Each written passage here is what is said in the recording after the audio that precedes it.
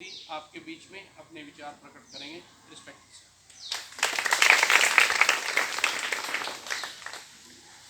आदरणीय प्रधानाचार्य महोदय, सम्मानित स्टाफ सदस्य व प्यारे बच्चे, सर्वप्रथम तो मैं आप सभी का धन्यवाद करूंगा कि आप सभी ने बड़े सम्मान के साथ मुझे अपने विद्यालय परिवार में शामिल किया। उसके लिए मैं बहुत बहुत धन्यवाद प्रधानाचार्य महोदय का और स्टाफ के सम्मानित सदस्यों का करता हूँ। जैसा कि सर ने आपको बताया कि ये जो पखवाड़ा है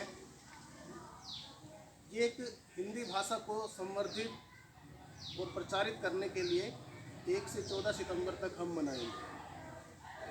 14 सितंबर सन 1949 को हिंदी को हमने राजभाषा के रूप में स्वीकार किया।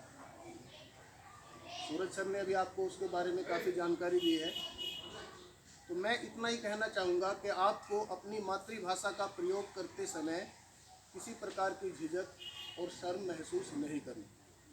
हम अंग्रेजी के पीछे भागते हैं, दूसरों की नकल करते हैं, लेकिन रिस्पेक्टेड प्रधानाचार्य महोदय ने भी बताया कि हम अपनी भाषा के माध्यम से भी बहुत कुछ सीख सकते हैं और अच्छा ज्ञान प्राप्त कर सकते हैं।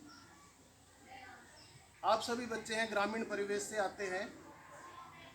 यदि विद्यालय में आपको कोई काम दिया जाए, कोई चीज़ बताई जाए और उसे अंग्रेजी में बताया जाए, तो क्या अपने परिवार से आप उसकी जानकारी ले सकते हैं? क्या कोई हेल्प कर सकता है आपके परिवार का सदस्य? लेकिन यदि हिंदी मीडियम से हम पढ़ते हैं तो कोई भी परिवार का मुखिया, परिवार का सदस्य, कोई आपका अड़ोसी पड़ोसी, वो भी आपके प्रश्नों का उत्तर दे सकता है या नहीं दे सकता, बताओ। लेकिन अगर आप अंग्रेजी की किताब उनके सामने रख देंगे तो क्या वो आपकी कोई हेल्प कर पाएंगे? नहीं कर पाएंगे।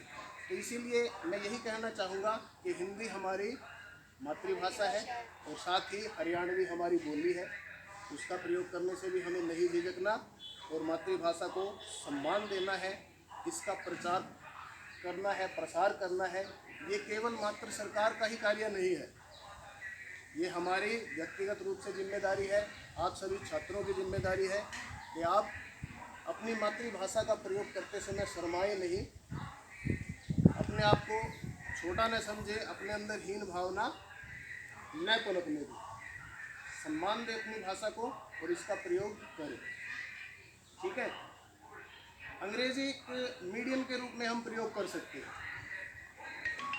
और एक भाषा के रूप में भी हम प्रयोग करते हैं।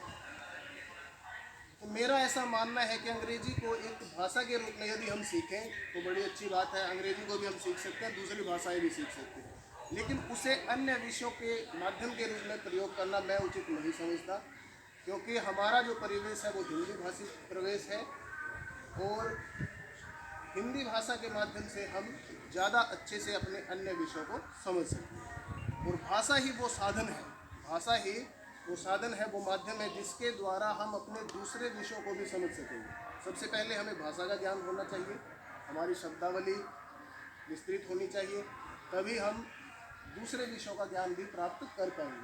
कई छात्र ऐसे होते हैं, परीक्षा में तैयारी करके जाते हैं, पढ़ के जाते हैं, लेकिन जब प्रश्न को पढ़ते हैं तो उन्हें यही नहीं पता चलता कि हमसे पूछा क्या गया है। वो क्यों नहीं पता चल पाता? क्योंकि भाषा का ज्ञान नहीं है। इसीलिए किसी भी विषय को समझने के लिए, चाहे आप विज्ञान पढ़ रहे हैं, आप राजनीतिक विज्ञान पढ़ रहे हैं, आप इतिहास पढ़ रहे हैं, उन सब को पढ़ने और समझने के लिए हमें सबसे पहले भाषा पर पकड़ होनी चाहिए। जितनी भाषा पे हमारी अच्छी पकड़ होगी, जैसी शब्दावली हमारी विस्तृत, सुदृढ़ और मजबूत होगी, तो हम बेहतर ढंग से उन दूसरे विषयों को भी समझ पाएंगे।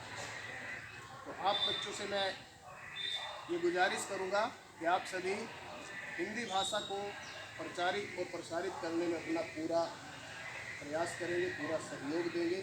और ये पखवाड़ा हम जो मनाने जा रहे हैं, इसमें जो भी आगे कार्यक्रम होंगे समय समय पर आपको बता दिया जाएगा।